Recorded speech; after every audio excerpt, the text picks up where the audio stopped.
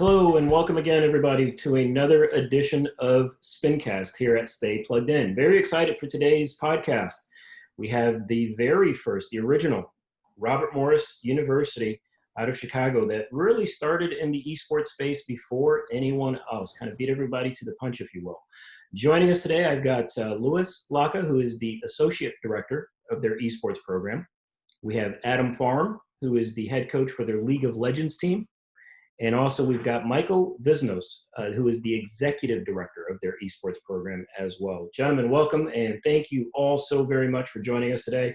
I do sincerely appreciate your time on this. But as we start off every podcast, if you would, Lewis, why don't you start us off? If you could just tell us a little bit about yourself in terms of your background, how you got into the esports space in general, and kind of how that led to your current position at RMU. So to start it off, I was an Overwatch player. I actually played for Robert Morris University. I was ranked GM in Overwatch. And through playing Overwatch, I realized that I didn't want to go pro. So I started focusing on other pathways and other avenues. And then I started doing more of the marketing side, more of the partnership and relationship side. And during my time at Robert Morris University, there's a executive board associate, like a group where we literally work on anything outside of just playing the game. We work on partnership, relationship. I worked under Michael for a year. And then from there, I transitioned to the associate director, and that's where I'm at right now. I actually started my own company down in Chicago, which is literally all for, it's a video game area. It's called GNX Esports. It's pretty okay. It's pretty fun. And now we're focusing more on the college side. Gotcha. Why didn't you want to go pro? I think it's very stressful. I think that's like any pro sport. Yeah, the regulations of going through long scrim hours, through being monitored the whole time you're talking, you can't really like express yourself. I like having my own opinions, and a lot of teams don't have that like privilege. And having free time for yourself, be able to do stuff that you want to do, having 3 to 4 or 5 hour scrim blocks is a long time.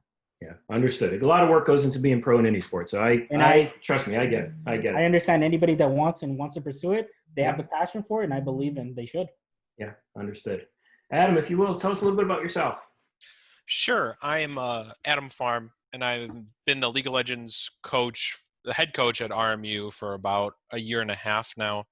Before that, I was the assistant coach at RMU for the past 3.5 years. So I've been at RMU total of like 5 years. I started there when I was 19 years old, and I was going to college at DePaul, which was right next to it at the time. Mm-hmm. And since I've graduated DePaul with a computer science degree, and I just stuck with RMU, which is now RU, ever since. And I've kind of climbed the ranks there and become head coach. So, got it. How successful is your team? Everyone, I'm sure, wants to know. Well, we didn't actually get to play out the full CLOL event this year, but we were first place in the fall in our conference. And when it ended, we were tied for first place in the spring in our conference. And we were expected to I was expecting us to get first place again, just like we had in the fall. So, I would say we were on a good path. Excellent. I think, number one's usually not bad. So not too bad. Michael, if you don't mind, the same thing. If you could share your experience and what led you to where you are today as well, please. Hello, everybody. My name is Michael WISNIOS, the executive director here at RU. My journey was pretty long. I've been in esports for about 10 years. After graduating high school, I played StarCraft 2 semi-professionally. At the start of it, Diamond was the peak. So I had a coach. I was a part of a team. I played against evil geniuses for a time, and I knew a few of them as well. However, like Lewis, during my year off, my break between high school and college, I decided just to stop playing. I just wanted to focus in on college. I made my money, but I saw more of the business side. So I decided when I went to a community college, I became a esports student senator, which completely paid for all of my tuition. And I was effectively running budget reports. I was also being sort of the voice of the people for the club. And then when I went to Northern Illinois University, I became the constitution and author of our bylaws and I was a board member. On top of that as well, I handled more of the budgeting side and the business sector in terms of partnership and sponsorship relations at the club. And I was a coach. So when I came to RU, I took every facet that I had and really just tied it all in as a director and started rebuilding what already existed at RMU. That's awesome. That is awesome. Now, a couple of you guys hit on a couple points. Certainly would like to expand on that a little bit. From my research, from talks, et cetera, burnout or stress levels can get relatively high, especially the higher level of competition you get to as you try to approach that pro rank or get to that professional rank.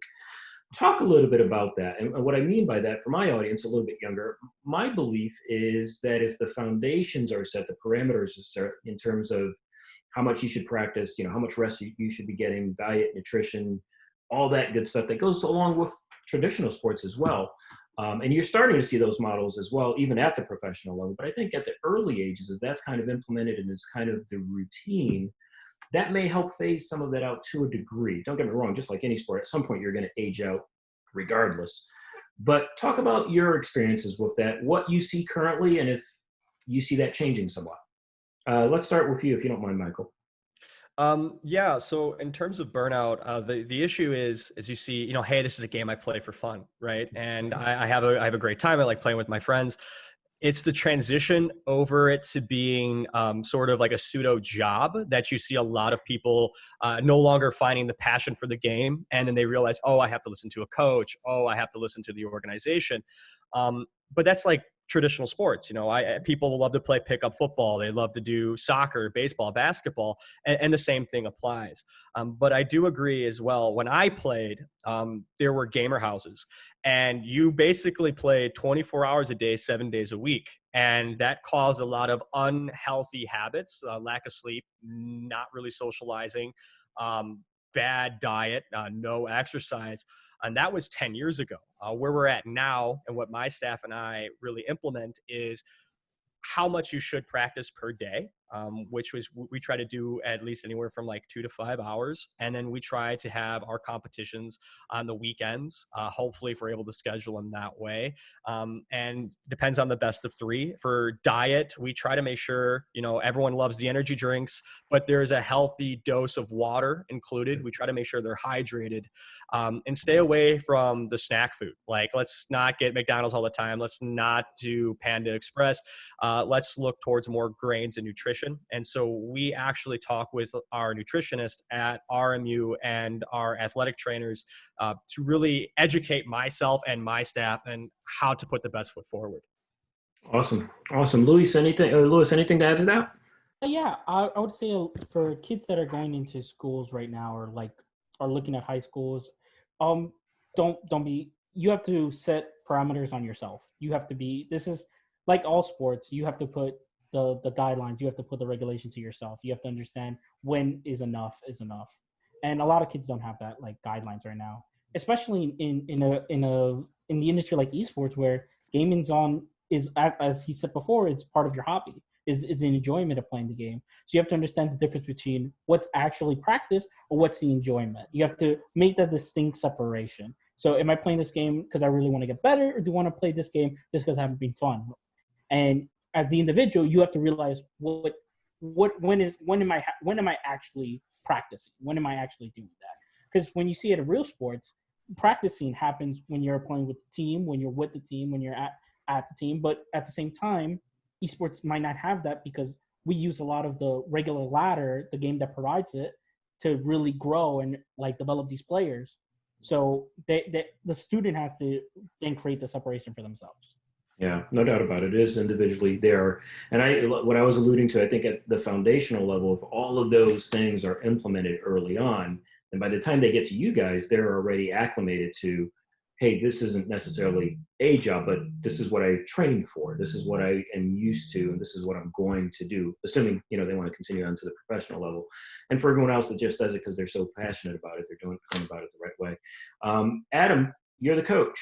In your perspective, doing this newer model per se versus what Michael was describing 10 years ago, obviously you've had success. You guys are rated number one, or we're going into the season as the number one. Do you see any differences in doing it 24/7 versus doing this newer model or rendition that's been kind of taken over?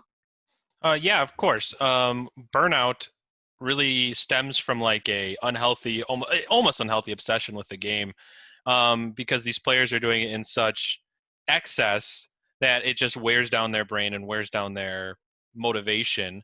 And one thing that I've tried to do this year, and I'm going to try to do more in the future, is introduce healthy life choices, stuff like working out at the gym, and giving more social time for the players, because that will eat away at a lot of that time, the excessive time they play on the video game. Mm-hmm. But also it'll help them, be in a mindset to make healthier choices throughout their day. They'll be like, oh, when they're working out, they have more energy. They'll sleep better. They'll do homework more. They'll be more attentive in classes, and it'll be like a trickle down effect where, when they have all this other stuff, when they have a healthier lifestyle, they won't want to play the game as much as they do. They won't want to play the game 12 to 14 hours. They'll play it the amount they're supposed to. They'll play it the amount they want to. And then the game will be more of a treat every day rather than, all day, every day. Yeah, no, completely understood. And one of the benefits, fortunately, unfortunately, however you want to look at it, when there does come that period of burnout, when someone decides they want to move on, unlike most traditional sports, it's not as easy to transfer into another position within the traditional sports world, per se, to become a broadcaster or a coach, et cetera. Whereas within the esports world, there are so many different things, kind of like your path, Michael, in respect to, hey, I'm able to do this, and now I can contribute into this space this way, and kind of progress from there. So there's still a variety of opportunities out there. But Adam, I'm going to stay with you for just a moment. You talked about having that balance with academics, obviously, and the lifestyle, the social aspect. Talk a little bit about, as a coach, for your players, for kids that are potentially going to go to RU, what is their day-to-day like? What is that lifestyle like from a practice perspective, socially, with their teammates, et cetera? What does that look like for them? Sure, because we have higher caliber players, our practice schedule is actually more rigorous than a lot of schools. Mm-hmm. Typically, we practiced Monday through Thursday, but I would split, and we would practice in these 3-hour blocks, and we would have 2 blocks a day, but I would split the blocks up into a 3 to 6 block and a 6 to 9 block. So the 3 to 6 block is a block for individual improvement. This is a block where if they have homework that they need to get done, they can do their homework. If they come to me and they say, Adam, it's just getting too much, I'm experiencing burnout, they can have that 3-hour time, to themselves. And if they, want to improve, they're not experiencing burnout, they have the 3-hour time to work with me. I can go over VODs with them. They can play their solo games and get better on their own. And I can have a more individualized approach based on the player's needs at the time. Then from 6 to 9, we would have a team practice. That's when we have scrims against other schools. And that's a practice that would not budge, whereas the 3 to 6 block would budge from day to day based on the individual. Got it. Louis, if you can expand on that just a little bit, talk about the social aspect for a student coming in.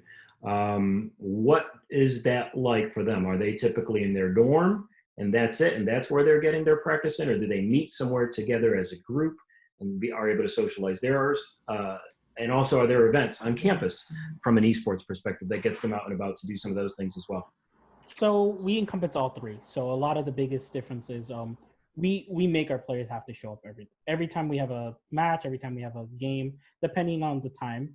We like them to be there in person because it's a lot different from being in a computer. You don't feel the really team aspect. You don't see the frustration in somebody's face when something's happening. Because a lot of the things in esports is that people won't say when they have problems, or they don't know how to comprehend or like explain to themselves how these problems are happening. And it's a lot easier to realize these problems when you're in person, when you see the person, when you sit down and talking to it. And that's why, like in games, there's times where you have breaks when you just finish the match and you got steamrolled. There's a time when you have to talk to each other, and that the in person makes it a lot easier. That's what we feel. And doing events on campuses, that's a lot of our jobs as well. We like to bring in the community. We're not even exclusive to just our students. We try to combine students from other schools. Like DePaul, we had a great event called the Straight Street Showdown, where we combined DePaul's program and our program. We had a little match together and build the community together. So it not only expands our group or other people knowing about us, but it also expands the DePaul team and have them be represented. So we like to do a lot of the community events like those. Awesome. Michael, talk, obviously with your experience, talk a little bit about how you've seen the landscape change over the years and what you predict kind of you'll see as we move forward. This is a great, in my opinion, opportunity for folks just like you, because ultimately you're molding, right? You're kind of molding the playbook of what the collegiate landscape for esports to a degree looks at, especially at your university, certainly.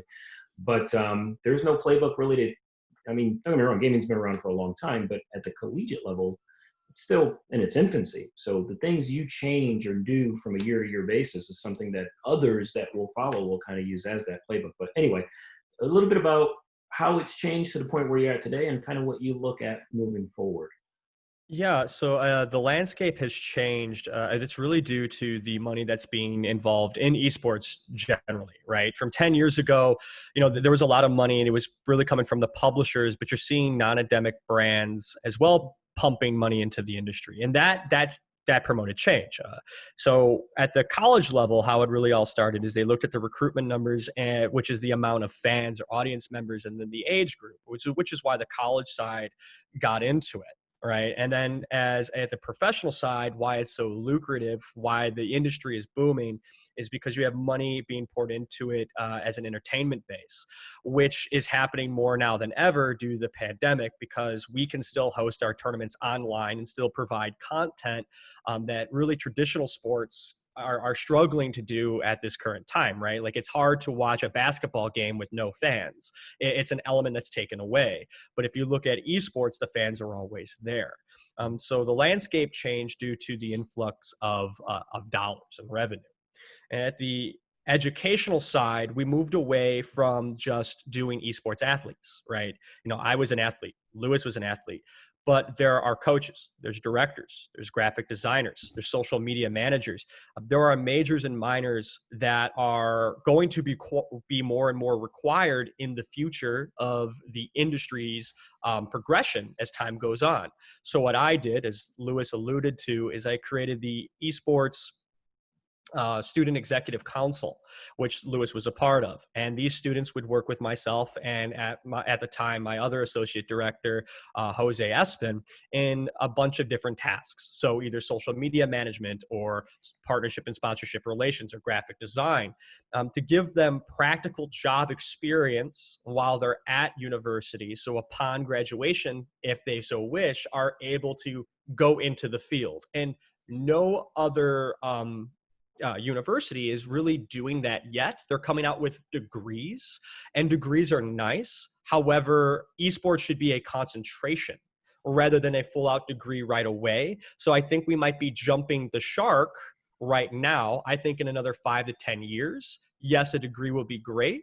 But for right now, a concentration is where it's going to be at. So in 5 and 10 years' time, we can end up beating, as esports as a whole, the NFL. I truly believe that with the content that we have, the entertainment value that we bring in, and just looking at Newzoo's reports too, we're already past, I think, the NHL and the MLB in terms of viewership.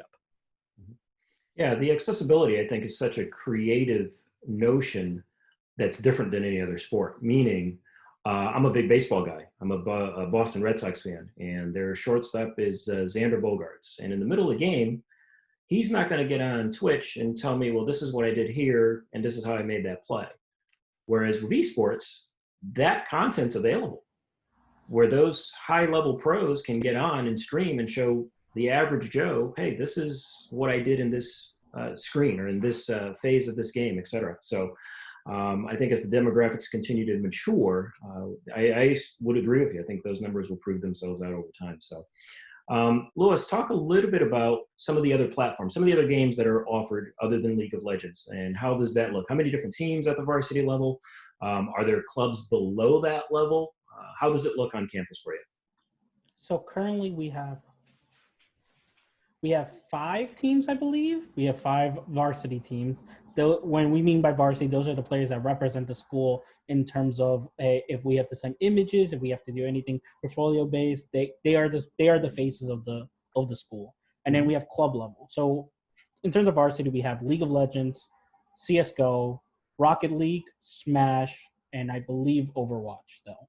Okay.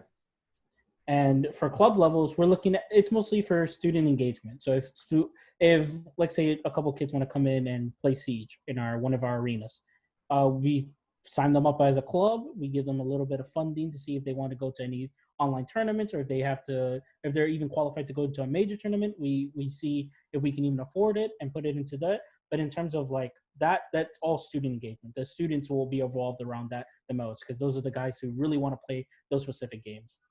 Got it. Got it. Adam, tricky question for you. Which is the best varsity team on campus? Well, it would have to be a toss-up between our CS:GO and our League of Legends team. I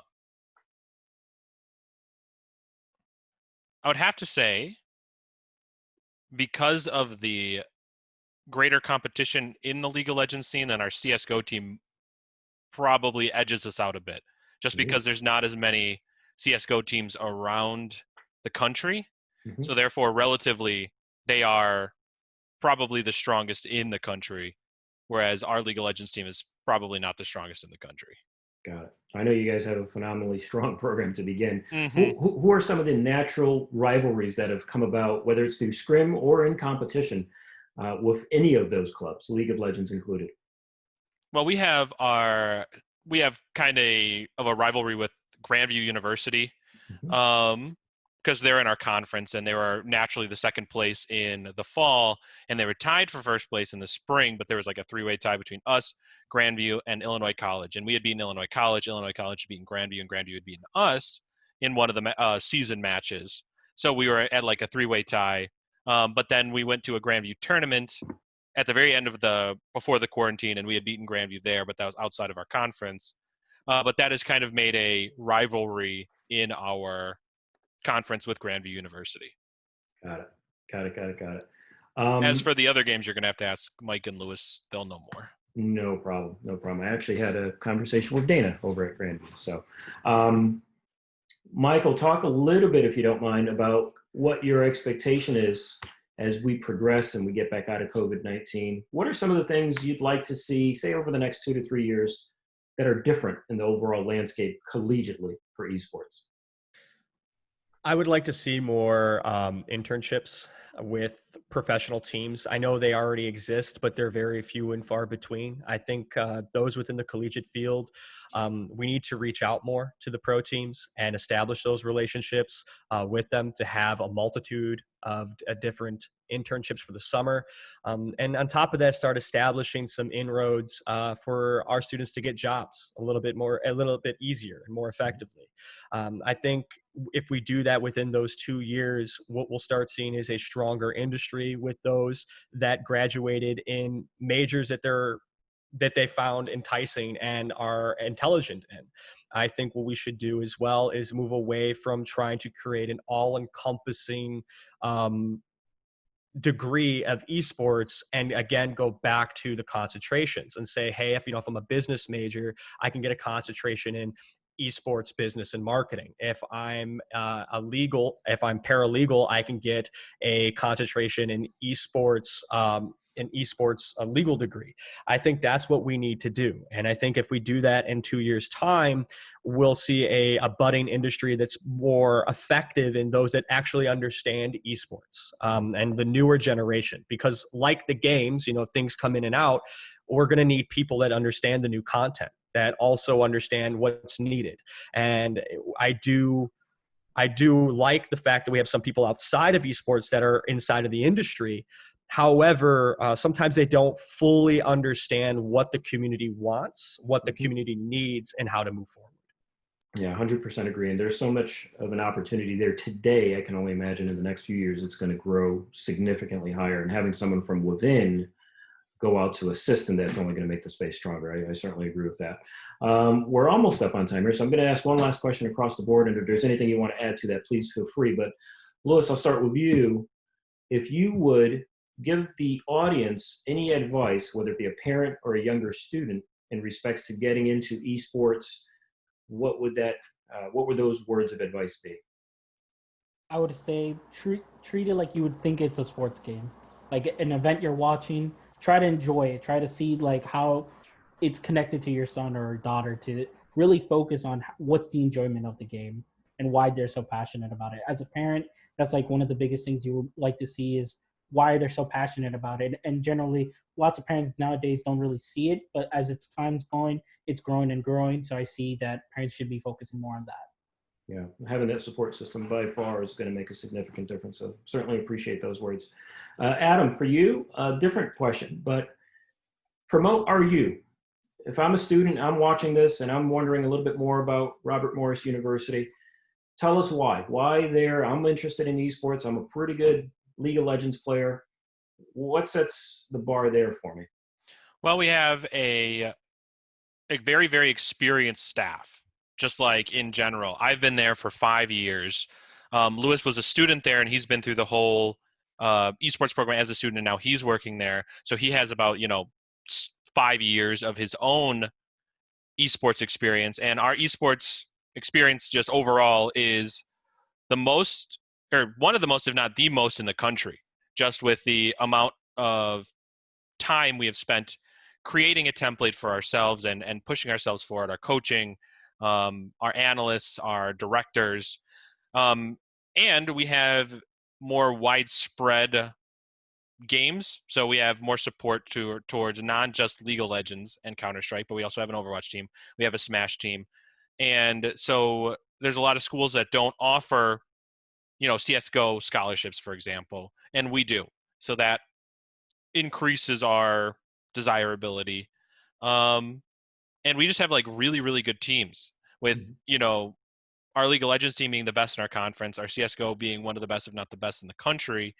It really, if you want to get better and if you want to grow and if you want a good avenue going forward into the esports world with our experience and with the talent of our rosters, RMU/RU is probably top 5 schools you could go to for that. Yeah, no doubt. Everybody loves a winner, so that's no doubt about that. That's established. Michael, kind of the flip of that question would be, what type of student/player, athlete, are you looking for? I'm a student. What are you looking for out of me? Obviously, you want someone that can compete at a high level. Besides that, Yeah, I'm looking for somebody that's passionate. I'm looking for somebody like any athlete, like any coach is looking for, someone that understands his or her craft, right? Like I want a competitor, but I want someone that understands the game at a fundamental level and that's willing to learn on their own mistakes and take criticism. You can have the best basketball player in the world, but if there's no room to grow, if there's no room for them to take criticism, then they're at their peak. And I know all of my coaches are looking for players to help get to their actual peak, not the one that they think that they're at, but the one that they can get to. And those are the players that I'm looking for. Awesome. Very, very, very, very good. So, gentlemen, we are up on it on time, but you have no idea how appreciative I am that you are able to come on and talk a little bit, not just about, obviously, your university, but about esports in general and help educate us and our audience. We learn a little bit more every day from folks just like you. So it is appreciated. Thank you for being on Stay Plugged In. Hope you stay safe, and hopefully we'll be able to follow back up with you in the fall once hopefully we get back a little bit to a sense of normality, hopefully. But we do sincerely appreciate it. So thanks again. It was a pleasure. It was a pleasure. Thank you.